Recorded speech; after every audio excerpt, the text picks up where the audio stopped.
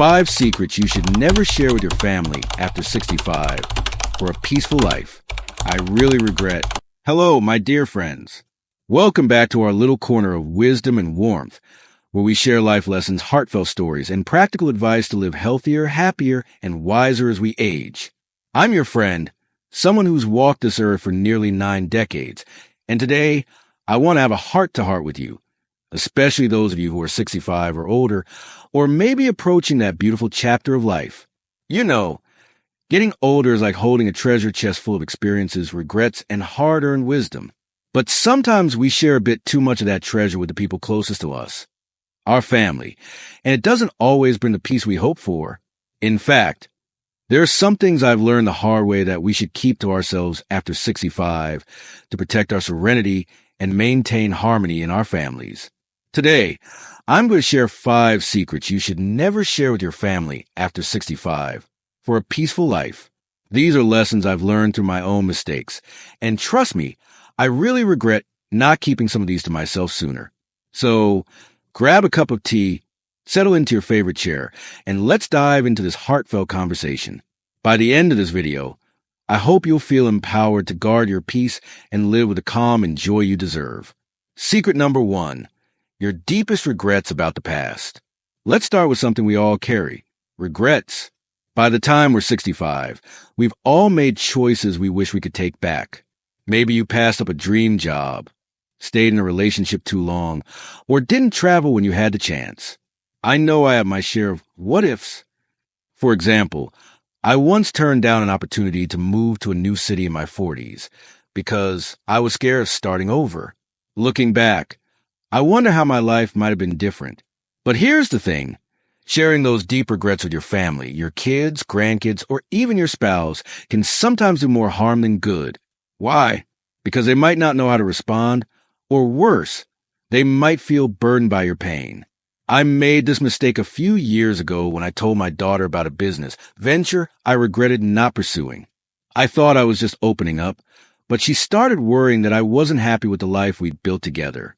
It created this unnecessary tension, and I could see it weighed on her. Instead, find a trusted friend, a journal, or even a therapist to process those regrets. Your family loves you, but they don't need to carry the weight of your past choices. Keep those heavy what-ifs close to your chest, and you'll preserve the joy in your relationships. Secret number 2, your exact financial situation. Now let's talk about money. In our culture, especially here in the U.S., money can be a touchy subject, even with family. After 65, you might be retired, living on savings, Social Security, or a pension.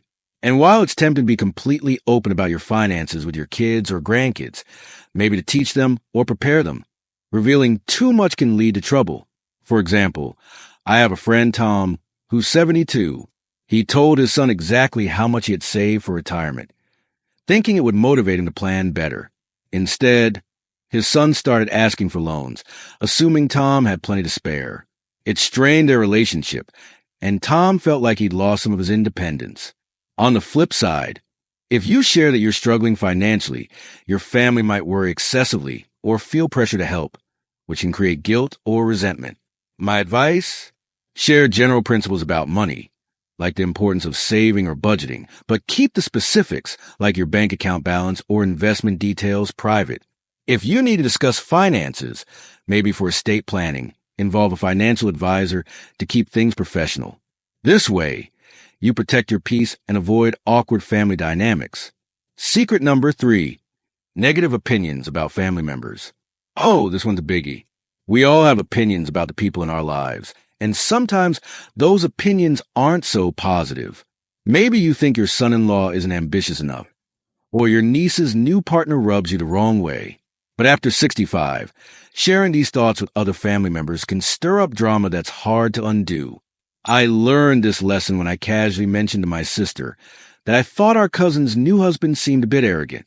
I didn't mean for it to go anywhere, but my sister repeated it at a family gathering, and suddenly I was the bad guy. It took months to smooth things over, and I felt terrible for causing a rift. At our age, we want to be the ones bringing the family together, not tearing it apart. Instead of venting to family, try talking to a neutral friend or writing your thoughts in a journal. If you must address an issue, do it directly and kindly with the person involved. Keeping those negative opinions to yourself will help you maintain the role of a wise, loving elder in your family. Secret number 4, your health struggles in too much detail. Health is something we all think about more as we age, and it's natural to want to share what's going on with your family. But there's a fine line between keeping them informed and oversharing the nitty-gritty details of your aches, pains, or diagnoses. Why? Because too much detail can make your family anxious or even lead them to treat you differently, like you're fragile. For instance, I used to tell my kids every time I had a new symptom or doctor's visit.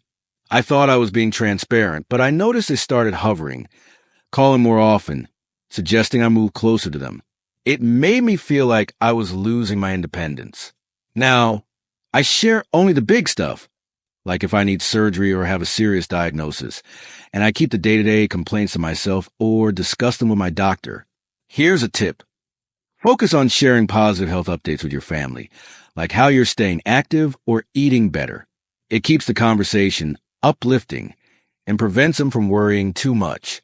Your peace of mind, and theirs will thank you. Secret number 5, your doubts about their life choices. Finally, let's talk about something that's so tempting to share, your thoughts on your family's life choices. Maybe you don't agree with how your son is raising his kids, or you think your daughter's career path is risky. After 65, it's easy to feel like you have the wisdom to guide them, but voicing those doubts can backfire. I made this mistake with my grandson, who decided to drop out of college to start a business. I told him I thought it was a risky move, hoping to protect him. Instead, he felt judged and stopped confiding in me for a while. It broke my heart to lose that closeness. Now, I've learned to listen and ask questions instead of offering unsolicited advice. If they ask for my opinion, I share it gently, but otherwise, I let them live their lives. At our age, our role is to be a source of love and support, not criticism.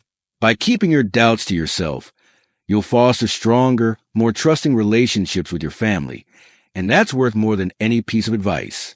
Well, my friends, there you have it. 5 secrets you should never share with your family after 65 for a peaceful life. These lessons come from my own journey, from moments of regret and mistakes I've made along the way. I hope by sharing them, I can help you avoid some of the pitfalls I've faced and protect the harmony in your family. Aging is a beautiful journey, but it comes with its challenges. One of the greatest gifts we can give ourselves is peace. Peace in our hearts, our homes, and our relationships. By choosing what to share and what to keep private, we can create a life filled with love, respect, and joy. So, what do you think? Have you ever shared something with your family that you later wished you'd kept to yourself? Or maybe you've learned your own lessons about guarding your peace. I'd love to hear your thoughts in the comments below.